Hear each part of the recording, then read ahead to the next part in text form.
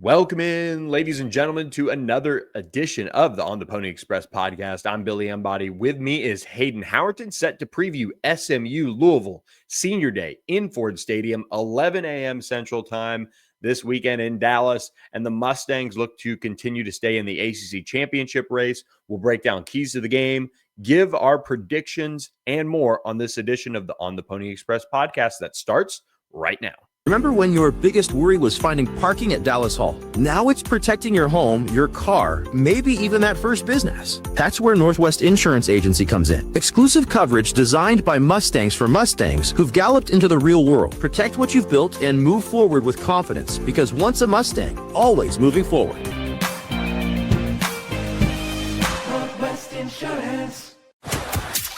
This is the On the Pony Express podcast, part of the On3 network. Check out all the SMU coverage you need at ontheponyexpress.com. Now, here's your host, Billy Embody. Billy Embody. 1, 2, 3, let me go.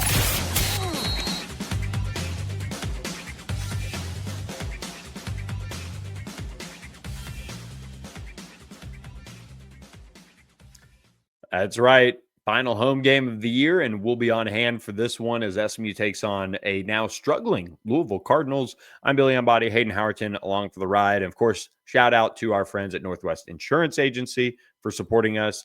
214-352-5656. 214-352-5656 is where you can reach Mark Villasana and talk with him about your SMU Mustangs. You know, both fellow SMU alums here on the site. Always enjoy getting with Mark and talking about the Stangs, as well as insurance rates, coverage, and more, and how his team can help you out. Hayden, big one this weekend in Ford Stadium as SMU looks to stay in the championship race here. And that's right. The most important thing over the next couple of weeks is going to be to win out, and it's not going to be easy. This Saturday, 11 a.m., it is our fifth 11 a.m. home game, which is a brutal stat for this team going into this year, especially with the home slate that we've had. But it is senior day. Wear blue if you're coming to the game. It is on ESPN2 if you're not going to be there. They did give Miami and Virginia Tech the ESPN1 slot, so we're over on ESPN2. But look, SMU to this point, they're 7-3. The season is very much alive. You win out, you get some help, you're going back to Charlotte for the second year in a row. And this is a story about the response of this SMU football team after the 2-2 start in non-conference play. You lose that tough game against Wake Forest after the Clemson win. And this team banded together and has battled back into ACC championship game contention. And like I said, you have to win out to have any kind of realistic shot of being in Charlotte. But in a sense, this team is in a really good spot. And I think they're going to be able to perform like they have been in November when it matters most. Yeah, I think they, have everything in front of them and have put in the preparation to do that. And you're also coming at a point with this Louisville team where what version of them are we going to see? Are we going to see a team that's going to come out and is going to be excited? Are they going to be, not pumped up? Are they going to come out and give it everything they got? That's going to be my question because, like Miller Moss talked about after that Clemson loss, there's some cultural things that they've got to figure out as far as making some of the right decisions in games in the heat of the battle that, can't cost them in some of these big matchups. But SMU is, I think, a team that, used the bye week that helped them get healthier, helped them get on track in that regard. And that's huge. And, maybe some of the guys were able to use some of the rev share checks and NIL funds to go up 75 in McKinney and visit our friends at the Thomas Auto Group, thomasautogroup.com. Check out their selection of new and pre-owned vehicles across their 4 dealerships in McKinney, Ford, Subaru, Volkswagen, and Mitsubishi. Appreciate the Thomas Auto Group for their support of the On the Pony Express podcast. And Hayden, there was a point of the year where this Louisville Cardinals team was looking like a souped up Ford Mustang, maybe the Shelby, kind of ready to rock into this late season push for an ACC championship and a college football playoff run. But instead, they've faltered as of late. But this is still a proud program, still one that is building under Jeff Brom and has some things to play for. They were a dark horse, like the Dark Horse Mustangs of the Thomas Auto Group. They were a dark horse for the college football playoff going into kind of that 7th game of this year after they had beaten Miami in Miami. They were looking as a team that really could have gone out and made some noise. But ultimately, what they've done recently is they've kind of faltered late in this season as you lose to Clemson in a team that Clemson's defense is nowhere near what we anticipated them being earlier this year, like I said on this earlier podcast this week. But ultimately, they just haven't played together as a group. This Louisville Cardinals team has all the potential in the world to be a college football playoff caliber team.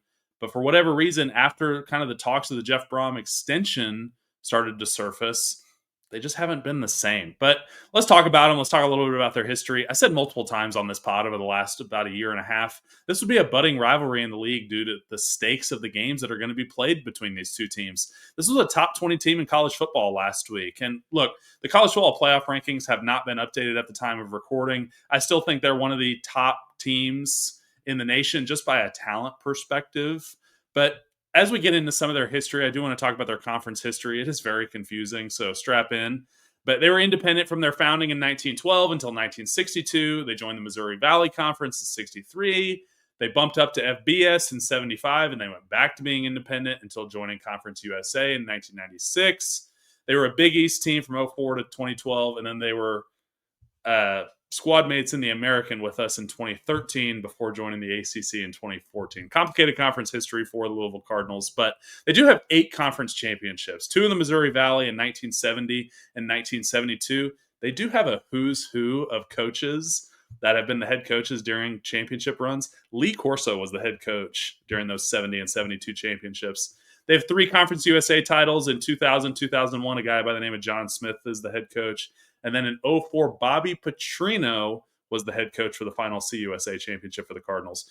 In the Big East in 06, it was Bobby Petrino again. And then in 2011 and 2012, they won 2 more championships. Charlie Strong is the head coach. Pretty cool to see kind of the coaching history for the Cardinals. They did play for an ACC championship in 2023. They have no college football playoff appearances so far, and then 1 Heisman winner being Lamar Jackson in 2016. Head coach Jeff Brom touched on him briefly. Born in Louisville, Kentucky, which he is a homegrown, very proud native Louisville guy, as he was the starting quarterback for the Cardinals in 91 and 92. He bleeds Louisville Cardinals. He threw for 5,400 yards as a starting quarterback in college. He was a 7-year NFL journeyman backup, and one of his more famous clips is XFL interview as he played for the Orlando Rage. He was an all-XFL guy. 92 and 55 overall is his head coaching record. He's 26 and 11 at Louisville. But some other famous alumni: NBA All-Star Donovan Mitchell, NFL quarterback Teddy Bridgewater, Teddy Two Gloves, NFL Hall of Fame quarterback Johnny Unitas is by NFL Network ranked the number 1 Louisville Cardinal NFL player of all time. And then one of my personal favorites, Super Bowl 39 MVP Deion Branch. He's also the current wide receivers coach for the Cardinals, and he was their interim head coach during 2022 before they made the move to Coach Brom. He was 1-0 as a head coach. Pretty cool for them to have kind of that history of former players on that coaching staff. Recent history of Louisville: they went 9-4 last year. In 2024, they finished 5th in the ACC. They did cap the season off with a 1-point win over Washington in the Sun Bowl. 7-3 so far in 2025 as big wins versus Pitt and Miami earlier this year. But their 3 losses are by a combined 7 points against Virginia, Cal, and Clemson. They're currently on a 2-game skid after losing to Cal and Clemson the last couple weeks. And all-time, SMU is undefeated against Louisville. 3-0, including last season's 34-27 win in Kentucky. And Billy, we talk about that game all the time. Yes, it was a big deal, but it was because of the exclamation point that was put on the arrival of the ACC era of SMU football. You beat Florida State in the opener, which was amazing. Ford Stadium was rocking, but that Louisville game was the first time that this SMU club had to go on the road in the ACC, and Louisville was ranked for that game. Number 22, I believe, was their ranking going into that game. First conference road game, first conference road win for SMU, and I think that's ignited a budding rivalry between these two ball clubs. Yeah, really physical football game last year in Kentucky, and I think it was probably the most impressive win during the course of the regular season. If you really kind of not throw away the records, but really look at the teams and what the talent level that SMU was facing in front of it in terms of that game, I thought the Louisville game was the most impressive win that they had on the year especially going into a hostile environment. It was Teddy Bridgewater Day, or it was Lamar Jackson Day, one of the two. It was Muhammad Ali Day. It was the 50th anniversary of the I think it was the Rumble in the Jungle. Yes, and I think they honored somebody else too. So it was a big. Maybe I was wrong, but huge environment there. It was the noon kickoff, so kind of similar here to this one that they'll be getting after it early. It's just going to happen to be a little bit cooler than it was that day in Louisville. I can tell you what, walking across that parking lot from the media lot was something. It was an experience, and SMU having that experience against a talented roster that they'll face is really important. I think in this one, Kevin Jennings had one of his best games as a Mustang against Louisville on the road last year. Now he's got to put it together for these seniors to help them out, send them out with a win on senior day. That's something that I'm sure a lot of the guys are going to be talking about. They always want to defend, the home field at Ford Stadium. And even with those, new goalposts, there will be no rushing in the field this weekend. So those are safe for another day. But I think about Deion Branch as well. Glad you mentioned him. I think if Jeff Brom does in fact get that extension and does in fact get that opportunity to get more resources, get some of the things that he needs to take this program up another level, man, one of the things is going to be more money for Deion Branch, because he's really somebody that I think you look at as one of the top wide receiver coaches, just as far as development goes, as far as really putting together a wide receiver room in the country. From an evaluation standpoint, you look at some of the guys he has on that team and some of the guys he's worked with. He's just doing a killer job over there at Louisville. So I'm glad you brought him up. And some of the most talented receivers in this conference over the last couple of years have been playing for the Louisville Cardinals on offense. And I can tell you what, it takes a lot of talent to put together a trip with all the bells and whistles that SMU fans expect. But look no further than our friends at Status Jet to do that for you. Code on the Pony Express or mention on the Pony Express, whatever you want to tell them when you reach out to them to plan the trip of a lifetime. Make sure you get with them and get a discount on a round trip flight when you mention us at On the Pony Express. They'll take care of planning everything your heart desires with our friends at Status Jet, whether it be in the air or on the ground. They can take care of it and plan the trip of a lifetime for you. So the holidays are upon us. New Year's plans are getting finalized. Make sure you're somewhere incredible for it. And also get those basketball trips planned as well with our friends at Status Jet. We would love for Status Jet to take us high flying, and Louisville would love for this to be a high flying offense. But ultimately, this has not been the offense that it was last year. Offensive play caller and offensive coordinator is Jeff Brom's younger brother. Quarterback coach Brian Brom is who gets the play calling duties. From a scheme perspective, this is a team that has a really strong run game despite the injury to Isaac Brown. And they go into it with a pro-style passing attack. This is overall a very physical group. I'm fully expecting this to be a war between Louisville's offense and our defense. Statistically, it's not an offense that just lights up the stat sheet of, I think they're middle of the pack in a lot of different categories. 57th in total offense, 50th in scoring, 51st in passing. But rushing is really where this group stands out. Second best rushing offense in the nation since October 25th. They're rushing for 217 a game in the 4 games in that time span. We held them to 132 last year, and they were an even better running football team the previous season. They did rush for over 300 against Boston College earlier this year, which, if you remember the Boston College preview, that's a very physical football team. So Louisville has it in them to be extremely physical and win at the line of scrimmage. And they certainly did that against Clemson as they were running all over that defense last week. Turnover-wise, they've only had 15 turnovers on the year, 7 fumbles, 8 interceptions. That's tied for 100th in the country. So not great at holding on to the ball, especially when Club Takeaway has been so active this year. I'm fully anticipating them to have a couple trips this weekend. Sacks, they've given up 20 through 10 games. 79th. Again, this offensive line unit is really not at their best when they're having to drop back and pass. And that's because of a little bit of what their players look like. It's about Johnnies and Joes, not X's and O's all the time. And I do want to talk about some of their impact players. Isaac Brown, I touched on briefly, really talented running back, leading ACC rusher, but when he was injured, I don't think he's going to play. And so in his place, we saw a lot of Kewan Brown last week against Clemson. Kewan Brown is currently rushing for 7.3 yards per carry. He can certainly carry the load at running back for the Cardinals. Pair that with wide receiver Chris Bell, and we talked about Deion Branch and everything that he's been able to do.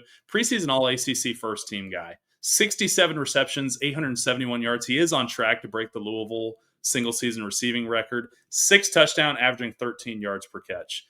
Good size for Chris Bell, 6'2", 220. It's going to be tough for our defensive backs to kind of climb that tree and be able to hold him to limited impact in this game, as he had double-digit receptions against UVA, against Pitt, and then he had 9 versus Miami. He's been very productive in, frankly, their most important games of the year. It's going to be something to really watch for, as I think their quarterback, Miller Moss, is going to be looking for him. Speaking of Moss, USC transfer, I don't think he's as good as Tyler Shuck was last year. I think Tyler Shuck just had a little more of those talents that you're looking for in a big-time quarterback. And Billy, we've talked about Miller Moss a little bit earlier this year. I know you're not as big of a Miller Moss fan. So what are you seeing from this Louisville offense? I'm seeing a lot of I think having to be pretty conservative because Miller Moss is just not that guy. I think they're having to kind of baby him in a sense, and now it's gotten even worse without Isaac Brown, despite Kewan Brown being as productive as he is, despite Duke Watson kind of still being a threat in the run game when he's gotten a little bit of burn. And this offensive skill position group that Louisville has is still very talented, but they are at the point where they kind of have to run like a West Coast offense to get things done. And that means Miller Moss has to be perfect still, because they've got to piece together these 10 play type of drives to have consistent success. They have not been able to do that on a consistent basis. And I think when you look at what they put together against Clemson last weekend to kick off that weekend of football on Friday night, just not good enough. And Jeff Brom was asked after the game if they were going to make a change from Miller Moss. It might have even been after the Cal game, but he really kind of backed him, which I think is the right thing to do. But here's their drive chart against Clemson: punt, which was 3 and out; field goal, 8 plays, 55 yards. There's your sustained kind of drive, move the football a little bit. 5 plays, punt; touchdown, 3 plays, 38 yards. Not bad. They go up 9-3 on Clemson. Big opportunity here to put the game away. Here you go. 4 plays, drive ends in a fumble. 6 plays, they go 21 yards, drive ends in a punt. Clemson did a great job of keeping everything in front of them for the most part. But Clemson really kind of allowed Louisville to have that short field on that touchdown drive as well. So they didn't even have to sustain it very long to capitalize. Then they finally, in the third quarter, to lead things off, piece together a drive to go up 16-10, 7 plays, 75 yards for the touchdown drive. Then 10 plays, 54 yards for the 19-13 lead. You feel like, okay, you're kind of punching back after really 3 drives between the two teams in the third quarter. And then the fourth quarter was the comedy. 3 and out, punt; 5 plays, missed field goal; 4 plays, missed field goal; and then 5 plays, turnover on downs, game over. And that is it. So just a kind of ugly drive chart there for Louisville against Clemson. That's a Louisville team that was a Louisville team that should have been able to attack Clemson's secondary a little bit more, and they still got plenty of work in on the ground. So it starts and ends with Miller Moss, and he's got these Louisville fans looking around like, where is my Socorro? Where is it? I need a lot more to watch this quarterback play for the Louisville Cardinals. And I can tell you, you can order at SocorroTequila.com and get 3 bottles and get free shipping. So you can kind of save a little bit on that. Make sure you support our friends at Socorro. They're an official sponsor of SMU Athletics, and they're an award-winning tequila. It's just agave, yeast, and water. Super clean, incredible. I'm really enjoying working through the cocktails. And guess what, guys? Friday night, before SMU takes on Arkansas State in Moody Coliseum, we'll be at Los Charros, another friend of the show and supporter, to have some of these maybe. Margarita. Make sure you visit Los Charros at the new Graduate Hotel on Hillcrest, and they will be able to serve up fajitas, tacos. They're open for breakfast, lunch, and dinner. Great opportunity to support a friend of SMU. They're not official sponsor, but they're right there on Hillcrest, and they're trying to be the place to be for SMU fans on game day or game night. Make sure you visit our friends at Los Jarros. Great breakfast spot. You can wheel right in. I've said this before. This is the play. If you are maybe going to downtown, maybe coming from somewhere, maybe you need a breakfast meeting, you can pull right in, flip the keys to the valet. They'll keep it close right there. Walk in, have a little breakfast, a little coffee, make it fresh right there for you. You walk right out, say, hey, can I have my car? You're on your way and back on Hillcrest. You can pop back on 75. So great place for breakfast as well. So don't sleep on that. But our friends at Socorro are proudly served there at Los Jarros as well. So speaking of, I think, great place to sit down and eat.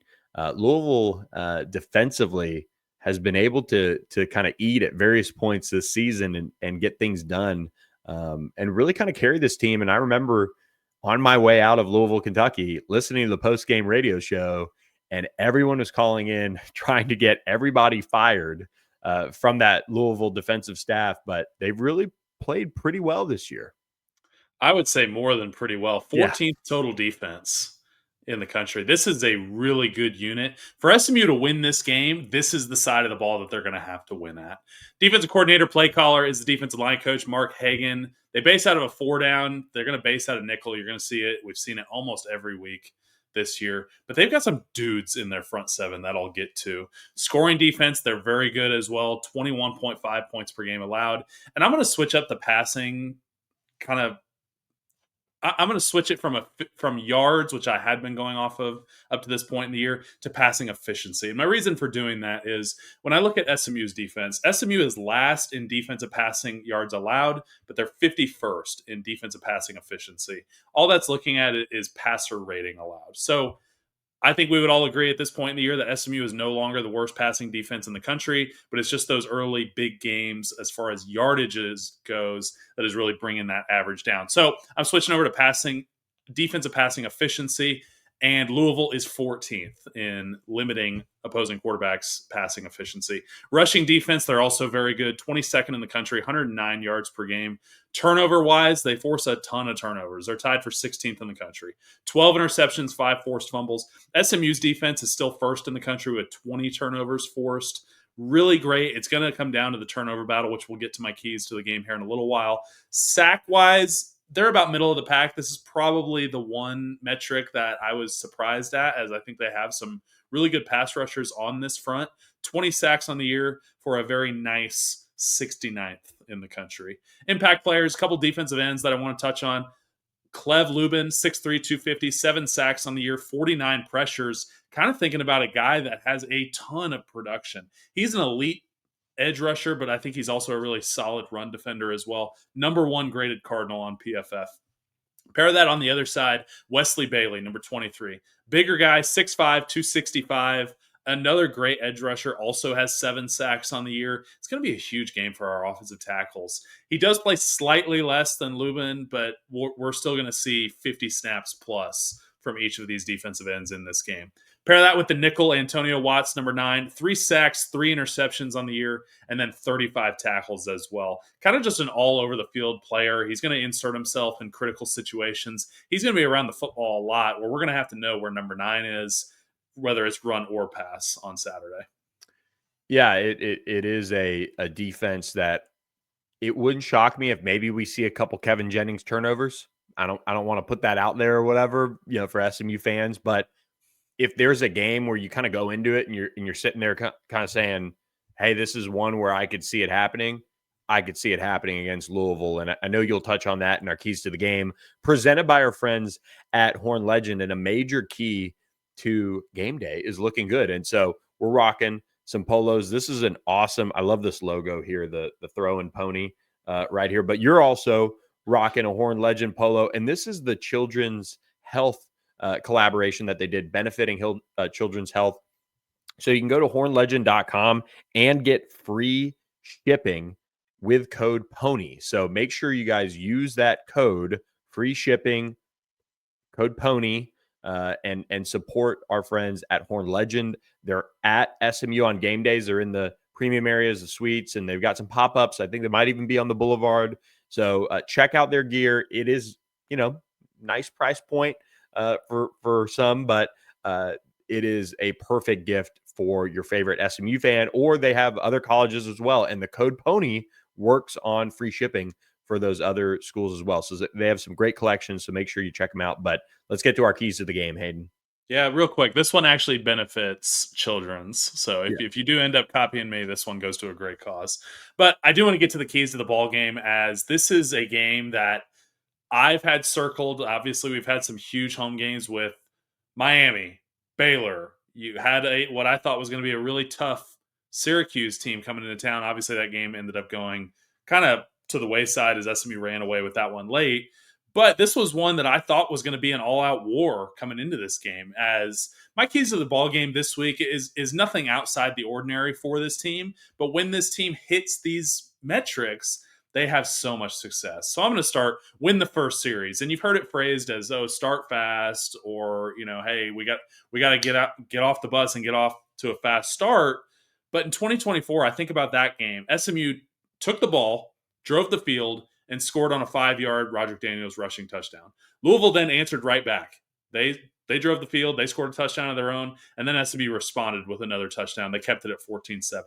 SMU has been so good in games that they can win the first series regardless of who wins the toss and gets the ball. I don't care if defense goes out first or if offense goes out first. I would love to match the start that we had in 2024 of go score a touchdown.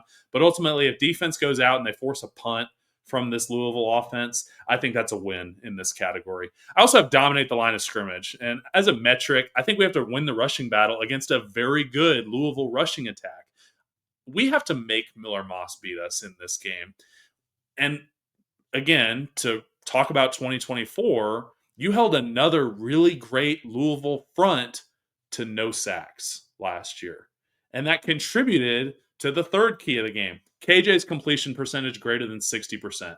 What goes into that? You got to take some high percentage throws. We've seen earlier in the season where we're wanting to throw a bunch of 50-50 balls, and you're going to need to do that at times. Keep the safeties honest, keep them off the ball, make sure they're not crowding the box too much. But give KJ some early, easy pitch and catches. Keep Louisville guessing early in the game, and let's stay ahead of the chains and help ourselves on third down. I think a part of that, and to once more talk about 2024, KJ had no interceptions in that game. SMU played turnover free on the road and was a huge reason behind that 7-point win. So to recap, if you win the first series, you dominate the line of scrimmage, and KJ has a great day of over 60% completions and no interceptions, I think SMU walks out of here with a win. I completely agree. I think for me, you mentioned the line of scrimmage. That is going to be probably a difficult one to manage, and here's why. I do think one, and you can probably speak to this a little bit better, but the bye week kind of not rust, but for SMU, the offensive line has been banged up. There's been guys that everybody's dealing with something. Don't get me wrong, but to kind of get taken out of the rhythm, and they'd just come off a game where I feel like they were in control, putting up yards, doing all the things. And then you got to sit and you got to watch Louisville go out and lose 2 games. So maybe you're getting even more relaxed a little bit. Just as a whole, this one is one that you're going to have to knock that rust off early with the defensive line in their rush lanes, with the offensive line getting set in their communication and coming out ready to play. And again, all the ceremonies and all of this, all of that pregame, it's not that I'm doubting them. I just think it's something to watch. If they do start slow in the trenches on either side of the ball in this game for SMU, it wouldn't surprise me if that happened, because those big guys, they love being in a groove. They love being in a routine, and they were just taken out of it with this bye week. So I think that's something to watch. I'm glad you put that in there. Yeah, it's one of those things, Billy, where it's unnatural to enjoy being hit and taking these shots and things like that, where when you get on this 6-game stretch against power conference opponents, that's just the norm. We're week in, week out. The first snap of the game feels like the last one of the previous week of you're right back in your rhythm. And then you take a week off where it's kind of that uneasy, almost cue the elevator music while you're just waiting around for the next week. And then you pair that with senior day of, okay, these guys are going to go, they're going to get warmed up, they're going to be nice and lathered up before this game, and then they're going to sit around for 40 minutes while the seniors do their pregame ceremony. While I think this unit has certainly gotten better in terms of maturity as this season has gone on both sides, I think it's going to be something that they're going to have to kind of get re-fired up once the seniors come off the field and you get ready to take the field for the first time. I think Louisville, with their back against the wall, is going to be an extremely dangerous team on Saturday, as we'll get to our prediction here in a moment. But it's going to be something that if this offense and defensive line doesn't show up, do not be shocked if Louisville comes out swinging and they jump out to an early, I could see this being a 10-0 lead if you don't show up to this game on Saturday. I completely agree. And that would be worst case scenario. Like we talked about it with this team a lot. You want kind of a stress-free game. You got that against Boston College. I'm not going to sit here and ask for that again. That would just be me being greedy. But against a Louisville team that clearly is going through something, you do want to see SMU come out and punch them in the mouth, jump up on them, and then not let them up off the mat. I can see this being a competitive game. It's actually right now, Louisville would be favored on a neutral site. I'm pretty sure. So something to keep an eye on there. But, Vegas has also, gotten some of these SMU games wrong. We saw the Miami line plummet right before kickoff. So something to keep an eye on. But I'm expecting Louisville to come out with a little bit more juice than they. And again, they lost the last 2 games by 4 points. So maybe this is wow, really couldn't do it. And here's your letdown for Louisville. They're non-competitive, but I think they're a proud program. I think they'll come out and bring it. Yeah, I have tons of respect for Jeff Brom. I don't think they're just going to go, okay, this season is a wash. I think they're going to be prepared no matter what. They do have a big rivalry game the week after against Kentucky, but I think right now they're not worried about that. Kentucky is not in a place where it's one of those, hey, we're going to have to put all our chips in the middle of the table the week before to even have a shot against them. I think they really are going to take this as a 1-game season coming into Dallas to try to play spoiler. So it was a tough loss last week against Clemson on Friday night. I really think it was. I thought they were going to find a way to win that game. The 2 missed field goals, the missed extra point is something that just killed them. And we've been through those games that you lose those on a rough special teams night. And then the next week, you don't show up fast. We didn't against Missouri State. A little different circumstances going there versus coming to Dallas. But I think SMU is going to be really well rested. I think they're going to come out ready to respond. I don't see this team deviating from the 5-0 that Rhett Lashley is out the other side of the buys. I also don't think it's the same caliber of team that Louisville had last year. It's still to be determined if SMU has the same caliber of team that we had last year. Just to be straight up. But we've been playing really well this back half of the season. You're starting to get on a rhythm. You played really well before the bye against Boston College, where really everything went your way. And like you touched on, I'm not anticipating a 45-10 beatdown of this Louisville team. I just don't think no matter what, they're just going to roll over. Now, it could happen. We haven't really seen Louisville have ACC success since year 1 of Jeff Brom, where they went to the ACC championship game. Each year has been either stagnant or a little bit worse. So maybe this is the year that this is the straw that broke the camel's back and it all just falls apart. But I think this Mustang team just has too much to play for to play down to this Louisville team. I think they're working to still try to punch their ticket to Charlotte, and we're going to need some help around the league. But I see us taking care of business. So I got SMU 27. I've got Louisville 20, but a missed extra point is where the 20 comes from. I'm glad you mentioned the extra point as we get to our predictions presented by our friends at AKM Turf and Greens. Get $500 off your project by mentioning On the Pony Express when you reach out to akmturfandgreens.com and get the backyard of your dreams. Look at that. Imagine a little pool setup, the pavers, the chipping green, putting green, perfect Christmas gift, or just a because gift to yourself as the holidays approach, you're going to need plenty of time and space in your backyard to go outside, get away from the in-laws, or get away from some family, and you're going to want to do it at your state-of-the-art putting and chipping area with our friends at AKM Turf and Greens, now in Arkansas and expanding as well across DFW. I'm glad you mentioned the extra point. Louisville's special teams struggled. They really cost them that Clemson game in a sense. So something to keep an eye on there. I am really torn on this one. I know, like, obviously predicting SMU to win. I don't think that this is a game that they're going to let get away. I like the matchup with Miller Moss being the way he is right now. He's, as he showed against Miami, certainly capable of making some things happen. But at the end of the day, he's also somebody that I think kept in the pocket, forced to beat you, is going to really struggle against this SMU defense, especially the way, like you said, club takeaway, turnovers SMU generates. This could be another multi-interception game for a guy like Ahmad Moses. And if he could do that on his senior day, they would really need to start talking about him more as like a finalist for some of these awards he's up for. The way he's been productive, he is not getting talked about enough nationally and for his play. But that is not a part of my prediction. That is just something I'm saying. I've got SMU. They're currently, according to our friends at BetMGM, and I just updated it as well. They're 3.5 point favorites at home. 52.5 is the total.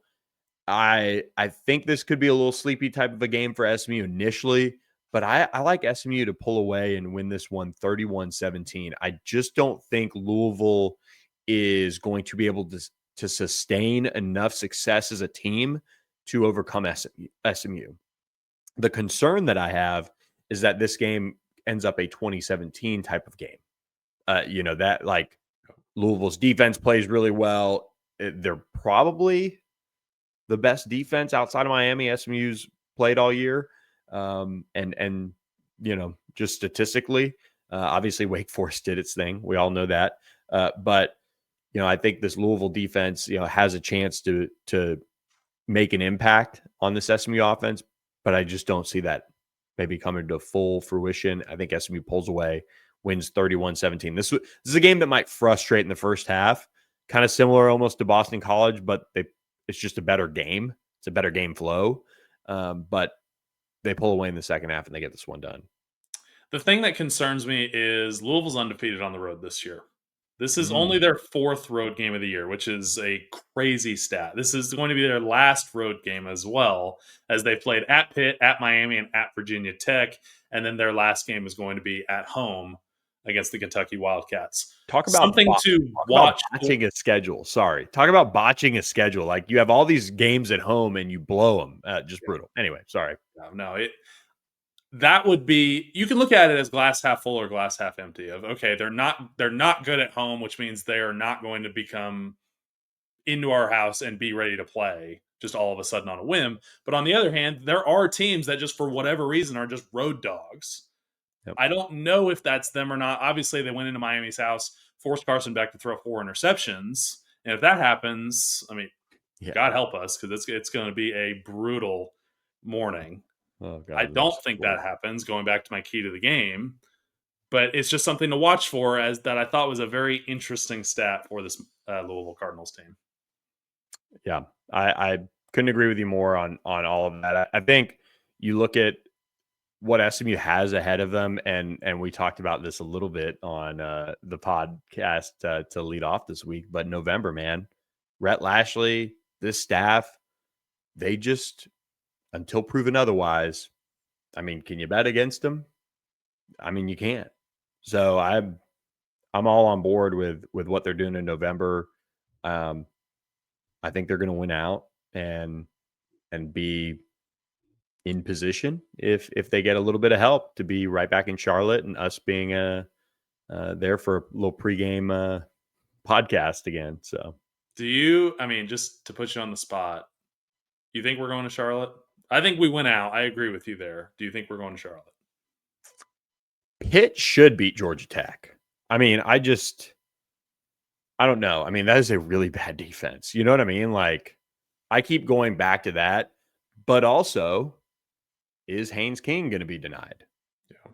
You know, I wonder if with Georgia Tech, because I think it hinges on them. I think Virginia is going to win. The only way now this is a wild card. This is total like, putting your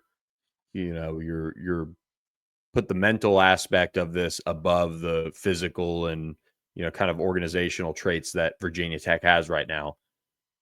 But don't you think James Franklin's going to be at the game watching the guys? And don't you think the boys are going to be a little fired up to show him something? I mean, am I wrong? They're going to shoot their gun for sure Right? in that one. So on the road too, being like, let's go, win a rivalry game. That can't be slept on, I feel like. And that rivalry has a tendency to get weird. But I do think Pitt has the best chance, kind of straight up, to help SMU out of the two teams that can really, really help SMU over these next 2 weeks. And I selfishly hope that it's Pitt that helps SMU, so a little bit more clarity comes our way as far as what's at stake going into the final weekend. But at the same time, man, to have like kind of winner take all weekend, like SMU's got to win, Virginia Tech's got to win, and you just let it all play out. Like, I don't know if I don't want to say it like this, Hayden, but have you ever seen Playmakers? Oh yeah. Yes. So the end of the show, everybody's celebrating or whatever, and then the guy goes off and knocks him out anyway. Yep. Hope that doesn't happen to SMU. Hope that doesn't happen to SMU. If Pitt does beat Georgia Tech, and I'm trying to decipher all of the scenarios. Yeah.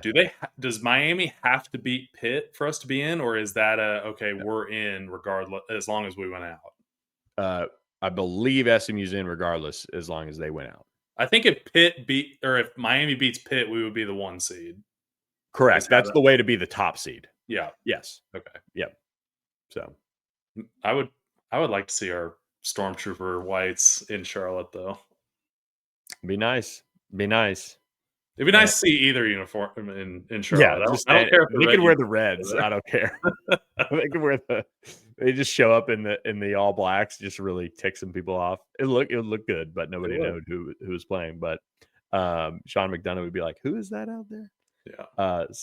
But fun senior day. It's been a fun ACC slate to cover. Obviously, so many special memories this season. I think at Ford, obviously the Baylor game kind of looms large over that, but still, SMU's been a tremendous home team. I think they finish it out strong here in league play and continue their run of really strong November play under Rhett Lashley. So it's going to be an exciting one. Any final thoughts? It's just going to be one of those things. And if there's any seniors listening to this, which first of all, I want to apologize for whatever rat poison or 45 minutes in. Yeah, that we've just fed y'all. Just enjoy it this weekend. It's going to be a special day for you, for your family, kind of a ultimate achievement for you in your football career to kind of get to this point. Such a long journey that these guys start when they're 5 years old and pick up football for the first time, that it kind of comes to fruition being a 23-year-old sitting in a college football stadium, getting ready to play your last home game. Certainly some special memories for me at SMU. I know there's so many great players that have come through before, so many better players that have come through after me, frankly, watching some of the guys that we have now. It's so awesome for this group. And just, it's a special group that we'll get to kind of when our season overall wraps up. But it's been fun to watch them respond this year. Yeah, and I would echo what you say about senior day, because not everybody gets it. It's kind of like, I'm sure how you maybe felt everybody eventually feels with the pros. It's just over, and you don't get maybe as much closure, or you don't get this, or you don't get not only so many guys get the jersey handed to them and raised to the rafters and a jacket put on your back, and so college is kind of that one moment where outside of high school, you get that senior night recognition, you get a send off, but not everybody gets it in this sport. So I can tell you, walking off the field after the Armed Forces Bowl loss was like, all right, this is probably it for me, and I'll keep this black uniform close. But that was the end of the career unceremoniously. So enjoy it on Saturday. Yeah, for sure. We're all told at some point, to go back to Moneyball, whether you're 5 or 40, Yeah, no you're kidding. all, you're No all kidding. told. Which, speaking of the jersey, maybe it's been long enough now that I can apologize for this. I grabbed this one off the rack. They were using it for a recruiting event. I just went and swiped it out of the indoor. So I earned my framed blue SMU senior jersey that's over there in the corner, but the Dallas one, I had to take what was mine. It has the Captain C on it still. So Okay. I'm like, all right, that was my jersey. Love it. Love it. Well, it looks good back there. And we appreciate everybody for listening to us on this preview pod as SMU takes on Louisville, 11 a.m. Central on ESPN2 for Senior Day in Ford Stadium. For Hayden Howerton, I'm Billy Embody. Appreciate all of our sponsors for supporting us and you guys for hitting that subscribe button, that follow button, that like button to our podcast. So check us out wherever you get your podcast at, and we will catch you guys post-game on the After Stang Show as SMU looks to wrap up its home slate with a win over Louisville. I'm Billy Embody for Hayden Howerton. Thanks for listening. Catch you guys next time. Thanks for listening to the On the Pony Express podcast with Billy Embody. Follow us on your socials on X at SMU on 3 and on Instagram at On3SMU. And keep it locked to OnThePonyExpress.com for more coverage.